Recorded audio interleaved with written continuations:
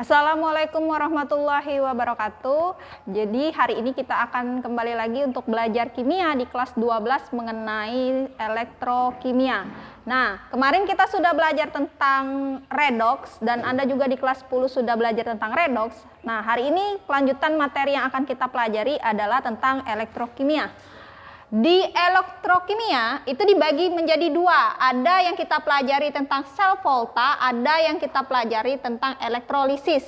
Secara singkat, kedua elektrokimia ini dibedakan berdasarkan reaksinya. Yang pertama, sel volta itu berasal dari reaksi kimia, terus berubah menjadi reaksi listrik. Sedangkan elektrolisis kebalikannya, dari reaksi listrik berubah menjadi reaksi kimia. Contohnya apa di sel volta? Contohnya pada baterai dan aki itu menggunakan prinsip sel volta. Sementara elektrolisis itu contohnya adalah penyepuhan pada logam. Nah, di sel volta dan elektrolisis ada yang namanya katoda dan anoda. Jadi di sel volta ada katoda, ada anoda, elektrolisis juga ada. Yang menjadi perbedaan adalah muatannya. Kalau di sel volta, katoda itu muatannya positif, sementara anoda negatif. Untuk elektrolisis, kebalikannya, katodanya yang negatif dan anodanya yang positif. Kalau mau diingat, kalau di sel volta kita ingat kapan. Artinya apa? K itu katoda yang muatannya positif, anoda muatannya negatif. Sementara untuk elektrolisis kita bisa singkat jadi kanap. Jadi katodanya negatif, anodanya positif. Itu bisa kita ingat. Nah, katoda ya, persamaannya apa antara sel volta dan elektrolisis? Yaitu katoda itu sebagai reduksi, sementara anoda sebagai oksidasi. Reduksi sudah kita pelajari bahwa reduksi adalah tangkap elektron, sementara oksidasi adalah melepaskan elektron. Nah, yang kita bahas hari ini itu mengenai sel volta terlebih dahulu ya. Jadi sel volta itu berlangsung secara spontan.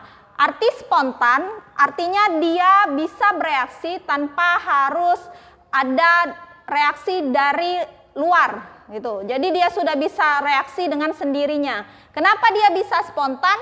Karena adanya deret volta. Nah, ini yang akan kita pelajari. Apa itu deret volta? Deret volta berarti deret logam, maka anggota dari deret volta itu logam yang mengalami reduksi atau tangkap elektron. Nah, ini adalah contoh dari deret volta. Jadi kalau Anda mau menghafalnya bisa kita hafal dengan menggunakan jembatan kedelai. Jadi lihat kalau Bapak Camat nanti meninggal. Nah, jadi bisa disingkat ya, alamat mana? H2O, zaman krisis VCD Niko. Jadi bisa dibalik Niko ini ya, karena E0-nya sama, bisa dibalik. SN, Sulaiman pemberantas buta huruf.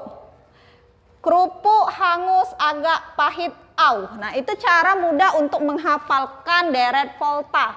Nah, di sini maksudnya apa? Kalau dia semakin ke kiri, maka dia akan mengalami oksidasi. Artinya elektronnya lepas. Kalau dia mengalami oksidasi, sebutannya anoda. Namanya reduktor. Ciri-cirinya apa? E0-nya lebih kecil. Sementara kalau dia arahnya ke kanan, ya kan, semakin ke kanan deret voltanya, maka mudah mengalami reduksi atau tangkap elektron, dengan nama lainnya katoda, namanya oksidator, dan E0-nya lebih besar.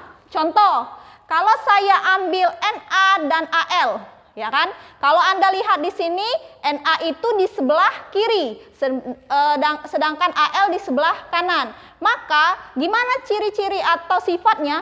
Na itu mengalami oksidasi karena dia letaknya di sebelah kiri. Sementara si Al dia mengalami reduksi karena letaknya ada di sebelah kanan si Na. Nah, itu. Jadi deret volta ini dia membandingkan dua unsurnya, dua logamnya, ya. Bukan berarti semakin dia ke kanan berarti dia semakin reduksi. Tidak seperti itu, tapi kita bandingkan dengan dua logam untuk tahu dia lebih mudah oksidasi atau reduksi.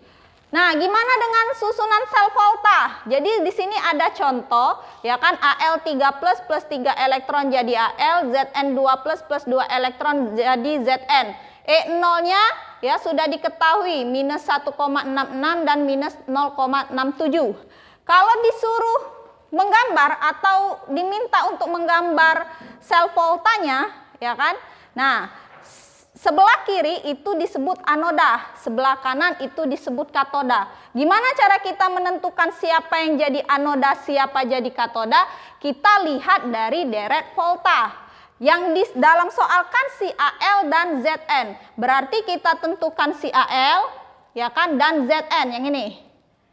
Nah, kalau sudah tahu yang mana paling kiri, Al atau Zn? Oh, ternyata si Al. Artinya si Al yang sebelah kiri daripada si Zn, dia termasuk kategori oksidasi, namanya anoda. Maka si Al letaknya di sebelah kiri. Terus si Zn sebelah kanan berarti reduksi, namanya katoda, maka dia ditaruh di sebelah kanan. Nah, maka di sini Al, di sini Zn. Sementara ini zatnya itu kita pakai ion, jadi Al3 plus dengan Zn2 plus. Yang ini apa namanya? Nah, yang ini namanya jembatan garam. Jadi di sel volta itu ada ciri khas yang namanya jembatan garam. Fungsinya sebagai apa? Sebagai penyeimbang antara ion plus dan ion min. Biasanya KNO3. Ya kan, KNO3 ini ada plus ada minus. Jadi kalau ada yang kelebihan plus dinetralkan dengan minus, kalau kelebihan minus kita netralkan dengan plus. Itu. Ya. Yang kedua, gimana cara menulis reaksi selnya di sel volta? Contoh tadi kan sudah ada nih di contoh. Kita sudah tahu, oh si anoda itu antara Al dengan Zn adalah si Al. Al tadi apa? Lepas elektron. Namanya lepas elektron berarti elektronnya di sebelah kanan. Maka kita ubah. Yang awalnya Al3 plus 3 elektron jadi Al, kita balik. Jadi Al sama dengan Al3 plus 3 elektron. Sementara katodanya tetap, ya kan? Karena dia menangkap. Jadi dia tetap di sebelah kiri elektronnya. Jadi kita pindahkan saja. E0-nya karena dia berubah bentuknya atau penempatannya berubah, yang awalnya negatif kita ubah jadi positif. Nah, yang si katoda tadi kan tidak kita ubah, reaksinya tidak kita balik, berarti E0-nya tetap. Terus yang jadi permasalahan di sini, kita harus mencoret elektronnya biar habis. Maka kalau di anoda 3 elektron, di katoda 2 elektron, biar dia sama bisa kita coret kanan dan kiri, maka yang 1 kali 2, yang satunya dikali 3. Kita letakkan di sini, ya kan? Maka 2 kali Al, 2 Al, 2 kali Al3 plus 2 Al3 plus, 2 kali 3 elektron, 6 elektron. Begitu juga katodanya. 3 Zn2 plus, 6 elektron, 3 Zn. Terus gimana dengan E0-nya? E0-nya tidak harus dikalikan dengan 2 atau 3, jadi tetap ditulis, ya. Ditulis awal, jadi kali 2 kali 3 itu hanya berlaku untuk reaksinya saja, tidak untuk nilai E0-nya. Maka plus 1,66 dikurang 0,67 dapat E0-nya plus 0,99 volt. Kalau dia E0-nya plus, itu artinya apa? Artinya reaksinya berlangsung secara spontan. Artinya dia bisa bereaksi sendiri. Itu. Nah, yang ini tadi 6 elektronnya habis di kanan dan kiri, ya kan? Maka kita turunkan 2L plus 3 Zn2 plus menjadi 2Al3 plus 3 Zn. Ini adalah reaksinya.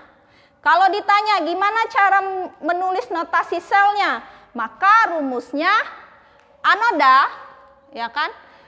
Garis 1 ion anoda, garis 2 ion katoda, garis 1 katoda.